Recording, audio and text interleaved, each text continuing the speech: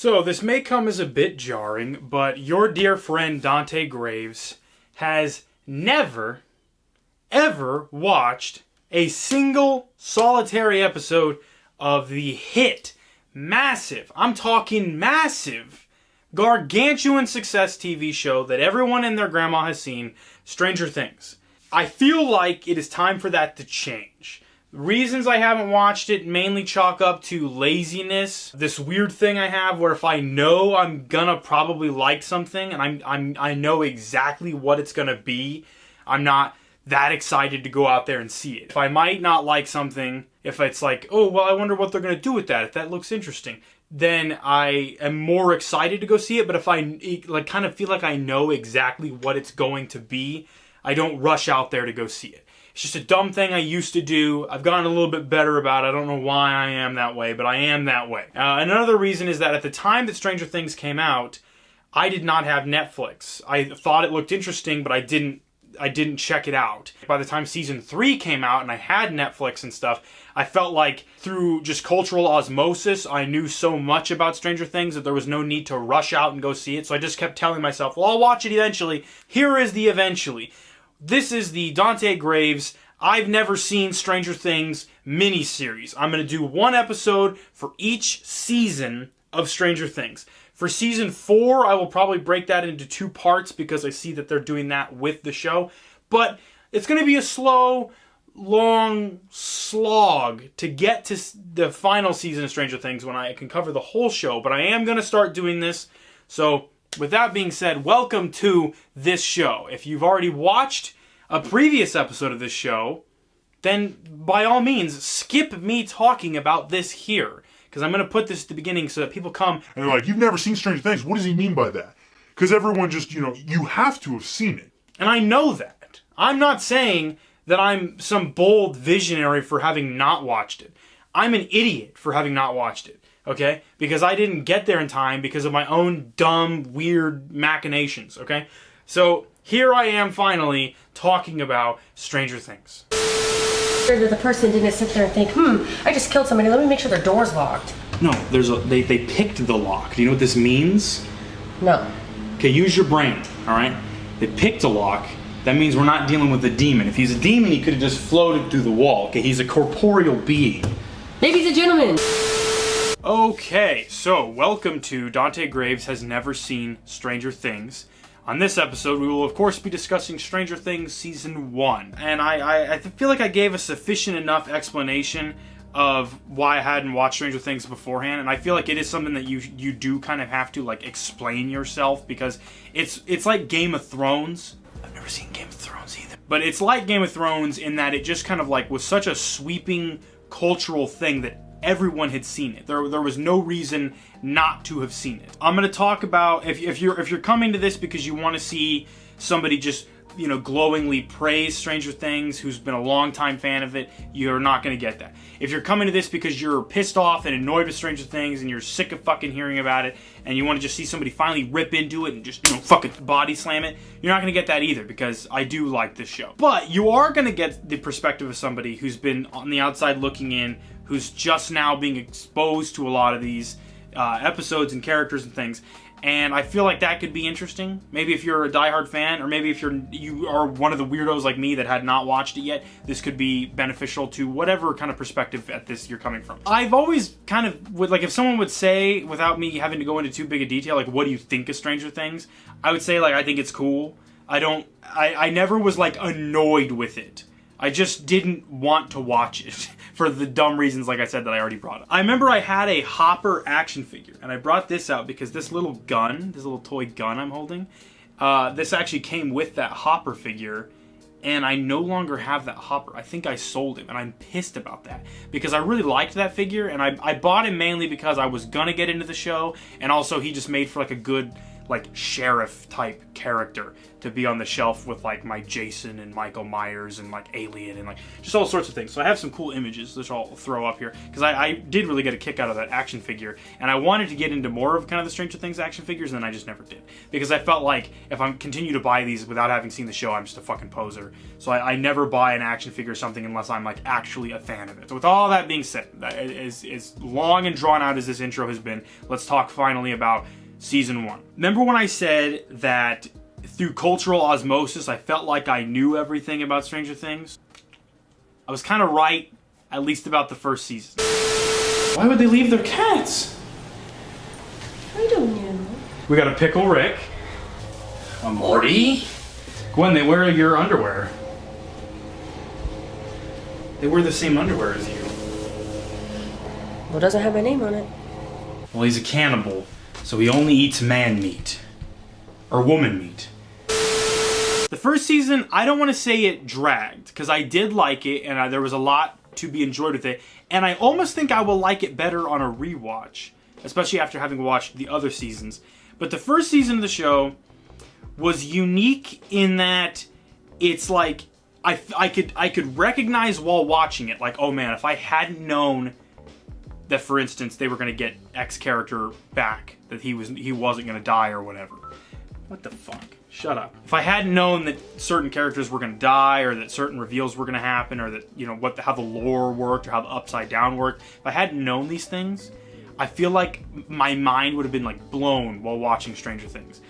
But with that being said, I did know these things, so it was more like I was just waiting for certain things to happen. Like certain Stranger Things staples that I know are staples. I was waiting for those to show up. I was waiting for certain characters that people say are so great to, you know, blossom into those characters.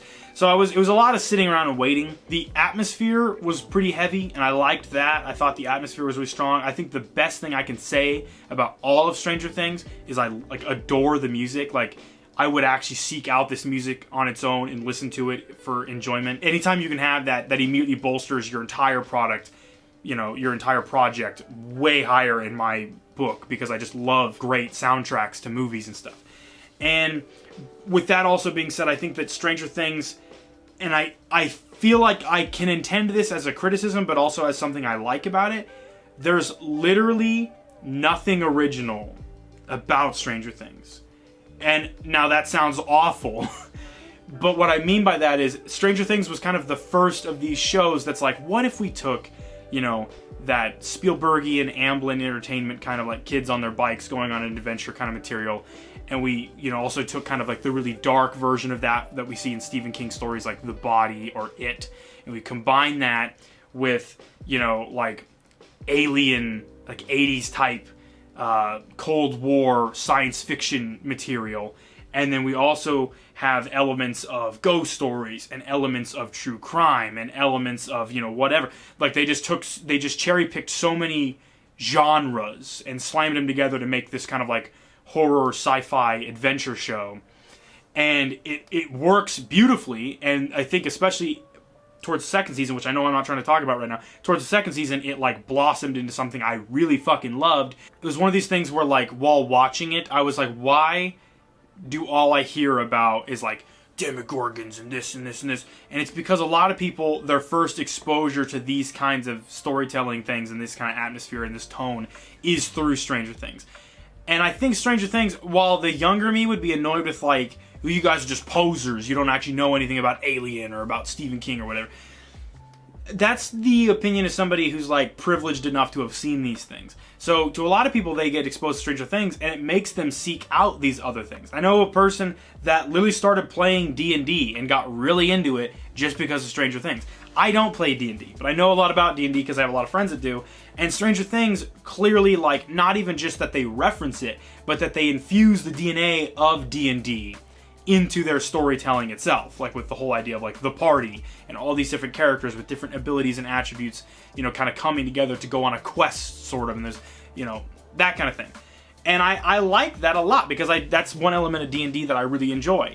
And so I thought that was cool. I thought it was really cool. And I guess I knew about that going in, and so when I was watching it, I was more just like not impressed with that. But towards the second season, like I said, a lot of those things took shape, and they could sort of like, once they had all that stuff established and they had taught those things to the audience that like weren't familiar with these concepts, Stranger Things season 2 got to really like explode and pop off, and I was like, that's awesome. I love that. Okay, fuck it. We're talking about Stranger Things season 2 at the same time.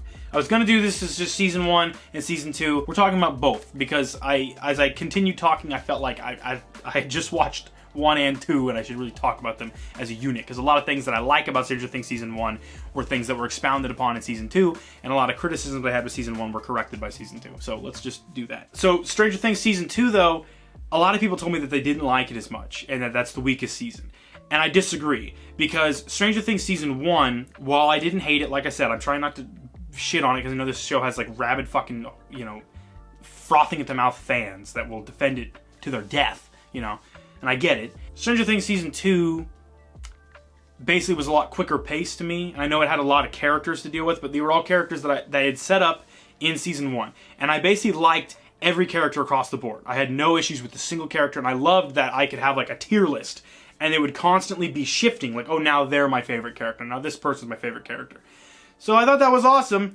And then season 2, it just took all the things that I liked about season 1 that I wanted more of, that like people had described the show as, and that was the show. You know, the adventure aspects, all the characters bouncing off of one another, this crazy like horror sci-fi lore that was being established. That was all like, once they had set up like what the Upside Down is, what a Demogorgon is, what this agency, this secret government place is for, and like, you know, how these characters play off of one another, what their backstories are, what their relationship to each other are. Like, once they had set all that up in the first season put in the groundwork. Season 2 got to play with these things. And so I think I didn't enjoy season 1 as much because we had like a bunch of things I already knew were gonna happen, me just waiting for them to happen. And so season 1 felt a bit like a slog, because I was like, is this it? Is this all the show has to offer? Because it did feel like it was kind of like taking a while to get going. But season 2 didn't have those pacing issues, really. Season 2 was pretty much entertaining throughout. And I think the finale of season 2 was like the most satisfying finale, at least of the first 2 seasons. That was the most satisfying finale. And it's going to stick with me for a long time. And it just paid off so much development throughout the season. And I was so happy that, like, even though at times season 2 felt like a mess because there was so much going on, there were so many characters, every single character felt like they got the time they deserved, and every character felt like they played a part in the story. Like, that finale in season 2 really felt like a finale to season 1 and 2. You know, season 1 works as its own thing, but season 2 felt like it was so much of like, you know, the kind of the unrealized potential was finally realized, and it really needed that second season, which I thought was great. And it's going to make me go back on season 1 and look back on it even higher. But yeah, like, Demogorgons, there's nothing original about them. You know, they're every monster, every kind of like xenomorph-inspired creature ever, and that's fine. You know, to a person who wants to complain about that, I think it's not about, like, no one thought of the Demogorgon creature and then crafted all of the Stranger Things shit afterwards. They thought of this world and these characters and this vibe that they wanted to go for, and then the Demogorgon was just created to be the creature, you know, that's in this. And I think it works beautifully as that. And its simplicity and its derivativeness, I think, almost plays to its strengths, which I could say for the rest of Stranger Things. That its simplicity and its derivativeness from other works is one of its biggest strengths. I guess, I mean, that's really all I have to say. If I could think of some complaints, I guess it was really just that the pace in season 1 was a bit off. And like I said, initially I was going to complain that, like, none of this shit was original. But then season 2 is like when I realized, like, oh no, it's all about taking sci-fi, horror, mystery, true crime type tropes, putting them all into one show, but then having characters that are so beautifully written. Like, this has some of the best character writing since The Sopranos. Like, seriously. It's characters that are so beautifully realized that you love so much and you love hanging around, like just spending time with. It's about seeing them inhabit these worlds that we've all become accustomed to. That worlds were established by, like, Stephen King and works by Spielberg and shit like that. And I thought that was really awesome. It had a lot of elements of, like, Resident Evil, Silent Hill type survival horror. I thought the concept of, like, the Upside Down and there's portals all around the place, that all just you know, is totally stuff that like my friends and I would think of when we were kids. We would have this idea of like, it's just like everything we're seeing, but it's dark and evil and there's monsters everywhere. Because then you don't have to create like this crazy fucking world, you know, that's like, it's just not even comprehensible to the human mind. It's like, no, it's just like here, but, you know, opposite, and it's all evil. Like, that's basic, and it's derivative, and it's not original, but it's not supposed to be, you know, and I get that now. And I think having waited so long and going back and watching it again, at first I was like, yeah, see, it just doesn't hold up unless you were like a huge fan of these things, you know, from when it first came out. And season 1, I think, was better to people because they got to like experience these mysteries and like, what the fuck is this creature? Where did Will go? Is Will even alive? Like, all these things that we now know, like through cultural osmosis, I knew all these things. But to you guys, you got to experience it like fresh, and I'm envious of that. But having watched season 2, I think like, oh no, it does age well. You know, at first it's like, if you do all know these things, season 1 can be a bit of a slog at first, and then it picks up in the second half. But season 2, really, I don't understand the mindset of people who say that season 2 is the weakest. I mean, maybe, like, I haven't seen season 3 and 4 at this time, so whatever. But season 2, I just thought I loved all the characters, I loved the setting. You know, it was all returned from the first movie, or from the first movie. I've described it as a movie. From the first show, but I just thought that it was, like, done so much better. So much more was done with it. It didn't have to put in the work to tell you what a Demogorgon or what the Upside Down is or where Will went or how this government facility works or what Eleven's powers are, what her backstory is. All sorts of stuff was just, you know, that. So there's something else I wanted to do before we leave you with this information that I have just dropped on you about my opinions of Stranger Things Season 1 and 2. And that's, I want to do a Stranger Things character tier list. I'm going to just rank like my top 6 favorite characters thus far. And then I'm going to see how this pendulum kind of shifts throughout reviewing these. So, Stranger Things Season 1. The top 6 characters in this order, at least to me, were number 1, my favorite character was Hopper. My second favorite character was Dustin. My third favorite character was Steve. My fourth favorite character would have to be Mike. My fifth favorite character would have to be Mike's sister. And then my sixth favorite character would have to be Winona Ryder's character, Will's mom. Stranger Things Season 2, there was a big power shift in terms of my favorite characters. So now it goes, number 1, Dustin. Number 2, Steve. Number 3 is Max. Number 4 is Hopper. Number 5 would be Will's mom. And number 6 is going to have to go to Bob. That was rough. You got me. I thought you were going to do it, then you didn't do it. And I was like, oh shit, I guess they're not going to do it. And then they did it. And it hit. It landed. It succeeded. I think that's another thing is that, like, deaths in Stranger Things, there's not a whole lot of them. It's not really a show that's about, like, killing, you know, racking up the highest body count.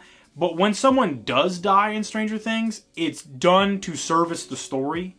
And I think it services the story extremely well. And it bolsters, like, it raises the stakes, and that character's death propels the story further. It's done in like a very strong way, so that every death means something. I don't think anyone's ever just killed because we need you to remind you that they can die, which is a good reason to kill a character. Also, I don't want to downplay that, but whenever a character does die, it seems to be like at the perfect time when that character had just enough impact on us, did everything that they needed to do. And now they can die, and then their death can service the greater story and bolster the other characters, develop them further. I know some people complain about that, like, well, that character was just there to die to develop this guy.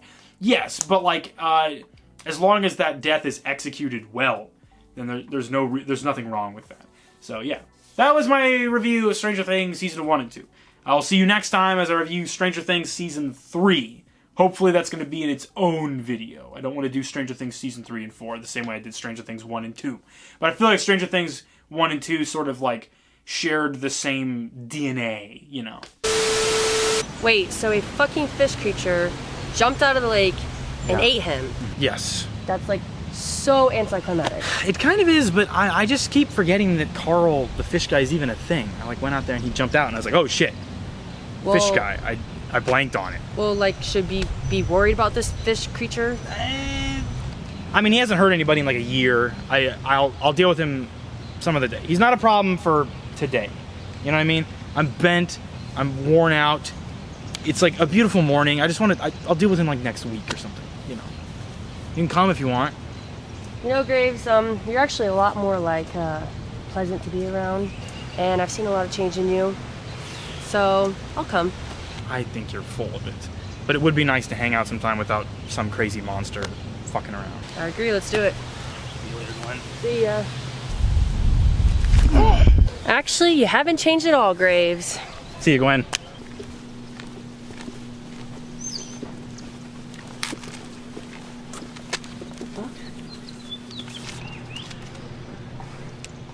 Did he give you the $10? Yeah, you didn't give me that $10, dipshit!